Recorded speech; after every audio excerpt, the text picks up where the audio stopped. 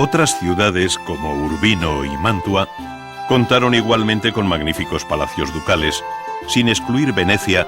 que, sobre una concepción muy original, vio surgir sobre el Gran Canal las porosas fachadas de los palacios Vendramín, Corner y Grimani. Las villas suburbanas, acompañadas de amplios jardines, conocieron un espectacular desarrollo en el siglo XVI, ofreciendo Roma varios ejemplos importantes. Sin embargo, fue Andrea Palladio el arquitecto que mejor supo formular la idea de villa suburbana, dotándola en las tierras del Véneto de todos los elementos del lenguaje clásico romano, siendo universalmente conocida su villa rotonda en las inmediaciones de Vicenza.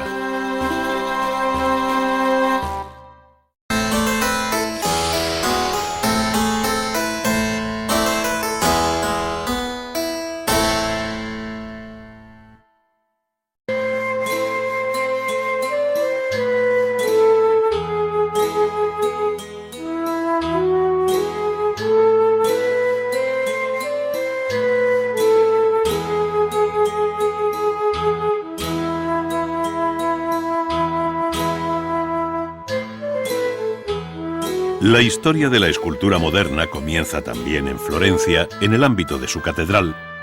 pues el concurso público para hacer los relieves en bronce de las puertas de su baptisterio, de acuerdo con las ejecutadas anteriormente por Andrea Pisano, hizo que se presentaran allí los más señalados escultores activos en la primera mitad del siglo XV. Entre ellos estaban Brunelleschi, autor de la cúpula de la catedral, y Ghiberti, quien finalmente obtendría el encargo. La muestra de los relieves que uno y otro hicieron para el concurso, representando el sacrificio de Isaac, dejan ver el distinto modo de concebir la escena, dominando un hondo realismo de tradición medieval en el caso de Brunelleschi, mientras que Ghiberti señalaba el camino del nuevo arte con una visión más amable y elegante de las formas en una dirección idealista. Después de haber trabajado en ellas más de 20 años, Ghiberti recibió un segundo encargo con plena libertad para hacer las puertas que faltaban, aquellas que Miguel Ángel bautizó como las puertas del paraíso, por la belleza de la composición, la elegancia de sus figuras y la profundidad del espacio. Ghiberti dejó aquí una lección viva de las posibilidades del relieve, con un rico estudio de sus planos, partiendo del más sutil bajorrelieve hasta lograr figuras prácticamente exentas en los primeros términos.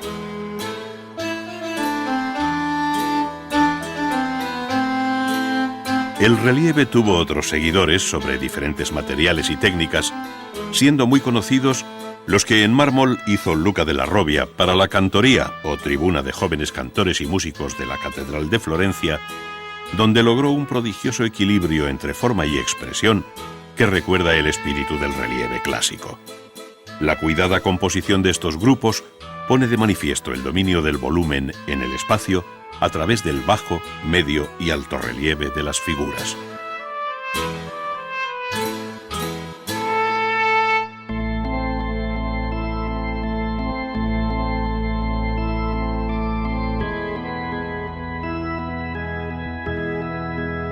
El nombre de la familia della Robbia está igualmente unido a los bellísimos relieves en barro cocido y policromado que salieron de su taller florentino, no solo para imágenes de devoción, sino para el ornato de la arquitectura en forma de tondos y frisos.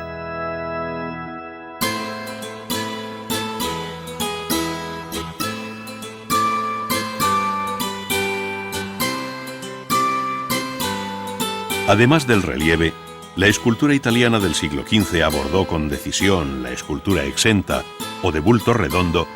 que, unida al interés por el desnudo, hacía evidente su anhelo por resucitar los prototipos de la antigüedad.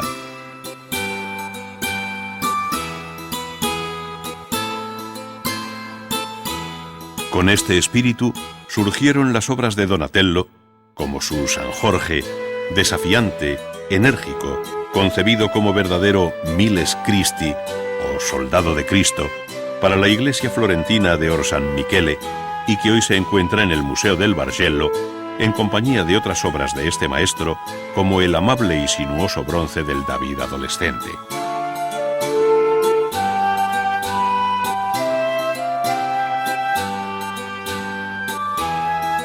Donatello supo abordar todos los registros posibles de la escultura, desde el retrato hasta la imagen de devoción en clave realista, pasando por el relieve, en el que dejó constancia de su dominio de la perspectiva.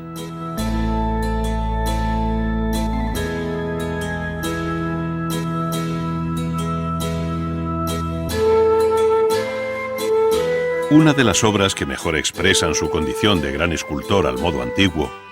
es el monumental retrato ecuestre del condottiero Gattamelata. Inspirada en el de Marco Aurelio de Roma, la obra de Donatello se levanta como monumento público en una plaza de Padua,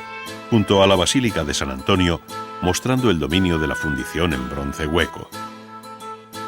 Esta fue la primera obra de porte monumental que se hizo por el sistema de cera perdida desde la antigüedad, siendo imitada en la segunda mitad del siglo XV por otros escultores, como el Verrocchio, a quien se deben otra serie de importantes obras realizadas en bronce y mármol.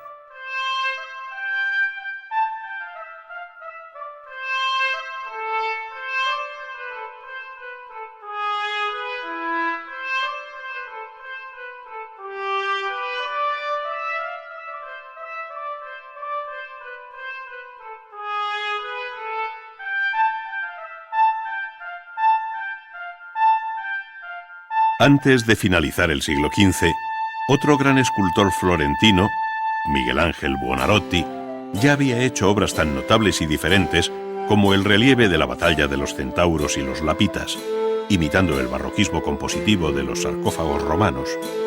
el Baco ebrio, siguiendo la gran estatuaria clásica, y sobre todo,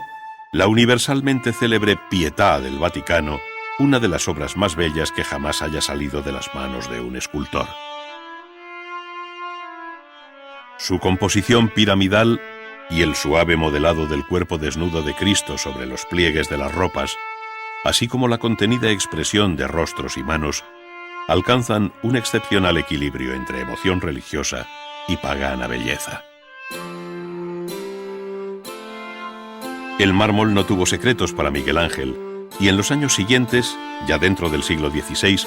inició la colosal figura de David, que en 1504 se colocó en la Plaza de la Signoria de Florencia. Se trata de la primera escultura de gran tamaño hecha por Miguel Ángel, con algo más de 4 metros de altura, en la que aborda el tema del desnudo al modo antiguo, advirtiéndose en ella la expresión enérgica y fuerza contenida que caracterizaron los años siguientes.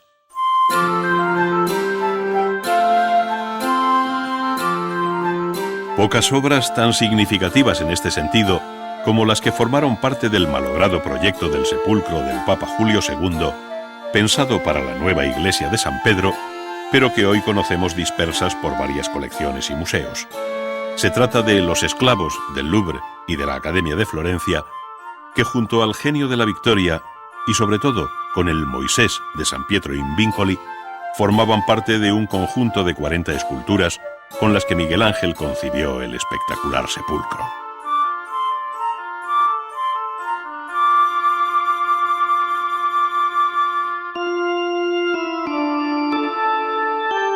Muerto el Papa Julio II en 1513, sus descendientes perdieron interés por aquella obra, que amargó la vida del escultor por ser especialmente querida por Miguel Ángel. Entretanto, inició otros grupos no menores, como la Sacristía Nueva o Capilla Funeraria de los Médicis, en la iglesia florentina de San Lorenzo, donde, además de la arquitectura, labró los cenotafios de Lorenzo el Magnífico y de Juliano de Médicis, aquel entre el crepúsculo y la aurora, y este entre la noche y el día.